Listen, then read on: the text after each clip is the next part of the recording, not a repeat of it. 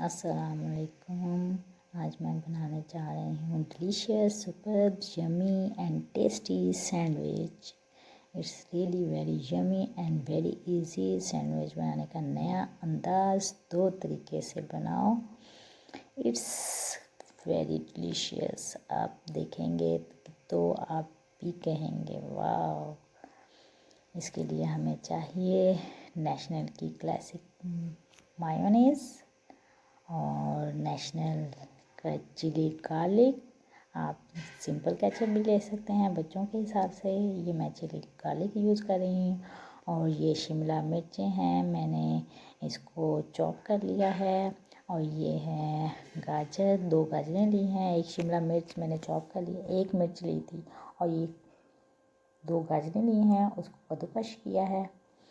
और फिर ये है बंद गोभी, इसको भी मैंने चॉप कर लिया है, थोड़ा सा चॉप किया है। और ये है मटर, इनको मैंने बॉईल करके, नमक में बॉईल करके फिर इसको भी चॉप कर लिया है।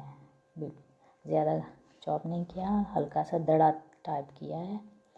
फिर अब इसमें ये बाउल है, इसमें हम मिक्स करेंगे प्लेट में, फिर इसको ऐड करेंगे। अब इन सब चीज़ों को 1 बाय 1 करके हम इस बाउल में डालेंगे और मिक्स करेंगे। सबसे पहले मैं डालूँगी शिमला मिर्च। और शिमला मिर्च डालने के बाद शिमला मिर्च के हिसाब से फिर हम बाकी क्वांटिटी डालेंगे। मैं थोड़े से ज़्यादा बनाया है ये चीज़ें। बंद गोभी और कैरेट ज़्यादा बनी है, शिमला मिर्च 1 बनाई थी, इसको चॉप कर लिया था। अब ये कैरेट है, 2 कैरेट्स ली थी मैंने। तो फिर अब इसमें बंद गोभी मिक्स की है। अब इसमें मैं डालूँगी मटर। मटर डालने के बाद अब बारी आएगी केचप डालने की। ये बहुत इजी है, इसको पहले अच्छे मिक्स कर लें। ऐसे देखें कितना वंडरफुल कलर आ रहा है, आँखों को इतना प्यारा लग रहा है, green, red and light green. वाह।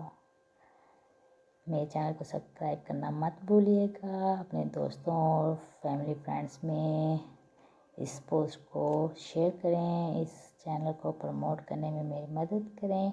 और जो रेसिपी अच्छी लगे उसका अच्छा सा कमेंट भी दें।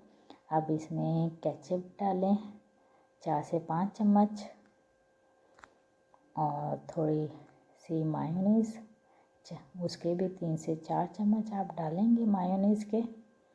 फिर इन दोनों को हम अच्छे से मिक्स कर देंगे। साथ साथ दुरूद शरीफ पढ़ते रहें। और अब आखिर दुरूद शरीफ पढ़ के अस्सीन और बिस्सीन ही पढ़ें, ताकि जो नहीं खाता वो बच्चा भी खाना खाएगा। और आज वाकई में ऐसे हुआ है, ये रेसिपी मैंने बनाई है। मेरा एक बेटा ये सैलड नहीं खाता, तो यकीन माने ये दुरूद शरीफ की बरकत से आज उसने पूरा सैंडविच फिनिश किया।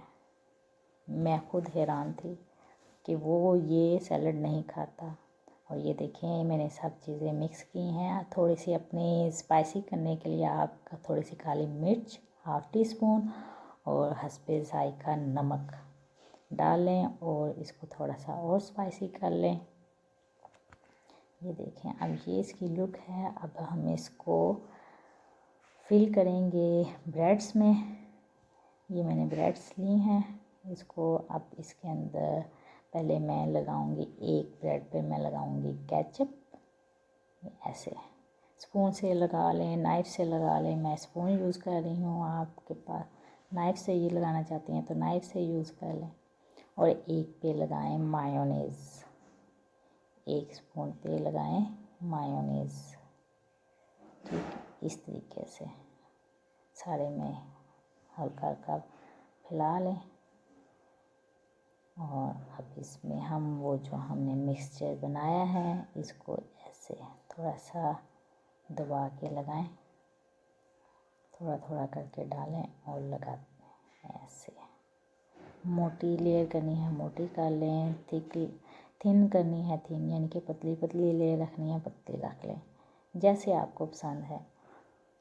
मैंने नॉर्मल टाइप लगाई है ये लेयर, और अब इसको मैं इसके ऊपर ऐसे टर्न कर दूँगी। इसी तरह मैं बाकी भी सारे बना के रख लिए। ये है मक्खन, मक्खन थोड़ा सा मैंने डाला है, ये फ्रेश मक्खन लिया हुआ है मैंने, और ये इसमें मैंने थोड़ा सा डाला है फ्राई पैन में, और 1 बाय 1 इसको हम ऐसे इसको तलेंगे। हल्का हल्का लाइट ब्राउन करना है हमने इसको, और साथ साथ रोशी पकते रहना है, और तीसरा कलमा पढ़ें, साथ रोशी पढ़ के तीसरा कलमा पढ़ें, और साथ साथ इसको ऊपर से हल्का हल्का प्रेस करें और घुमाते जाएं। इसको ऐसे आराम आराम से घुमाएं ताकि ये टूट ना जाए और इसके जो मवाद है वो बाहर ना निकले। स्लो स्लो अपने तरीके से इसको बना।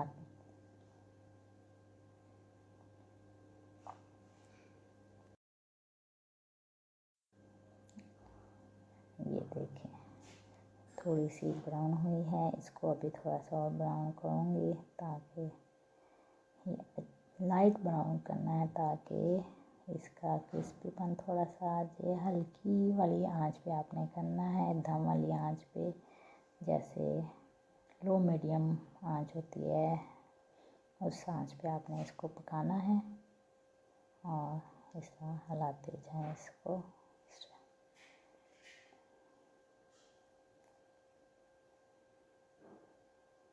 अब इसको टर्न करेंगे हम लोग। मैंने दोनों साइड पे मक्खन लगाया है थोड़ा थोड़ा, और ये देखें ये शक्ल निकल के हैं। ये मैंने बच्चों के लिए बनाए छोटे बगैर पके हुए, और बच्चों ने ये बहुत मज़ा लेके खाए हैं। ये देखें इस तरीके से आप बच्चों को क्यूब्स में काट के दे सकती हैं, थोड़ा थोड़ा लगा के मायोनीज जस्ट।